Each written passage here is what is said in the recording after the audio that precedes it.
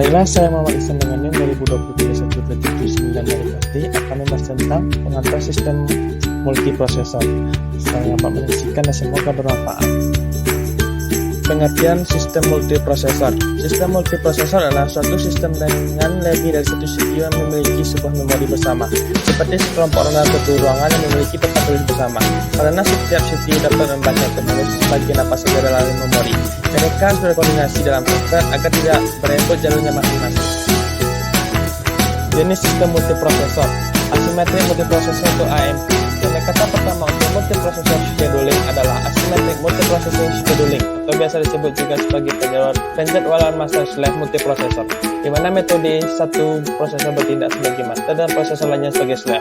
Symmetric multiprocessing itu SMP.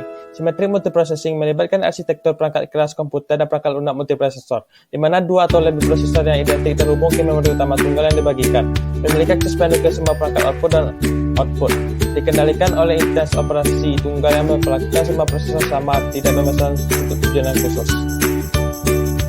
Non-uniform memory access NUMA multiprocessing. Akses memori yang tidak seragam adalah desain memori komputer yang digunakan dalam multiprosesor, di mana waktu akses memori tergantung pada lokasi memori relatif terhadap prosesor. Di bawah NUMA, prosesor dapat mengakses memori lokalnya sendiri lebih cepat daripada memori non-lokal. Selanjutnya, clustering. Dalam ilmu komputer dan jaringan komputer adalah sekumpulan komputer umumnya server jaringan independen yang beroperasi serta bekerja secara erat dan terlihat oleh klien. Jaringan seolah-olah komputer tersebut adalah sebuah unit komputer. Proses menghubungkan beberapa komputer agar dapat bekerja seperti itu dinamakan dengan clustering. Oke, selanjutnya multikomputer. Multikomputer itu sebuah sistem memiliki dua prosesor atau lebih yang masing-masing prosesor memiliki memori sendiri. Dalam multikomputer, setiap prosesor mempunyai modul memori untuk menyimpan dan mengambil data selama pemrosesan. Masing-masing prosesor mempunyai satu atau lebih hubungan langsung ke prosesor lain untuk transmisi data. Jika prosesor tidak mempunyai koneksi langsung ke prosesor lain, komunikasi dapat dilakukan melalui prosesor antara intermediate prosesor untuk mengirim data. Kinerja komputer paralel. Komputasi paralel adalah satu teknik melakukan komunikasi secara bersamaan dengan memanfaatkan beberapa komputer secara bersama. Biasanya diperlukan saat kapasitas yang diperlukan sangat besar, baik karena harus mengolah data dalam jumlah yang besar ataupun karena tuntutan prosesan komputasi yang banyak. Tujuan utama dari pemrograman paralel untuk meningkatkan performa komputasi. Semakin banyak hal yang dapat dilakukan secara bersamaan dalam waktu yang sama, semakin banyak pekerjaan yang bisa diselesaikan karena pemrosesan paralel atau parallel processing adalah penggunaan lebih dari satu CPU menjalankan sebuah program secara simultan. Komputasi paralel membutuhkan algoritma, bahasa pemrograman, dan compiler. Taksonomi Flynn dan metode pemrosesan paralel di 4 kelompok komputer tersebut adalah komputer SSD, komputer SEMD, komputer MBSD, dan komputer MEMD. Kombinasi multiprosesor dengan multikomputer. Yang pertama, rancangan dapat diskalakan rancangan komputer paralel yang dapat terus beroperasi dengan baik sebanyak apapun CPU yang diparalelkan. Yang kedua, distributed shared memory atau DSM. Memori bersama yang menyediakan satu ruang alamat virtual bersama dengan penghalaman pada sistem seluruhnya. Yang ketiga, sistem routing bahasa. Bahasa pemrograman menyediakan abstraksi memori bersama yang diimplementasikan oleh compiler dan sistem non-time.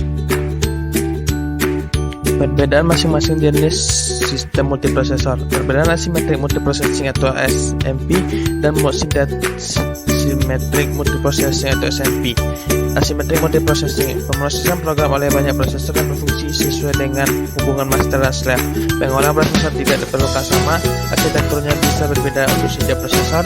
Prosesor utama memberikan proses ke setiap prosesor budak. Prosesor berkomunikasi dengan prosesor utama mengakses data dan lain-lain. Oleh karena itu sederhana. Sistem ASMP lebih mudah dirancang dan ditangani daripada sistem ASMP. Sistem ASMP lebih murah daripada sistem SMP.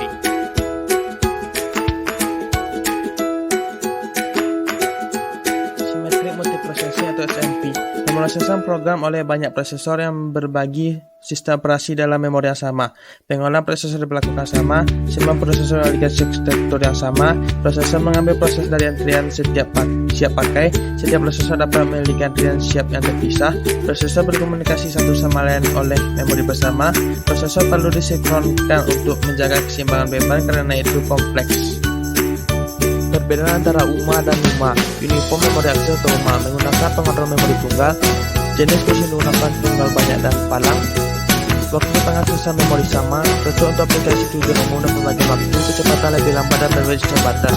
Non-uniform memori akses atau NUMA, pengontrol memori berganda, jenis mesin menggunakan pohon dan hierarkis.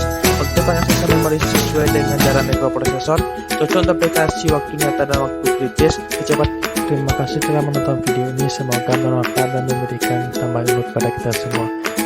Sampai jumpa di video selanjutnya.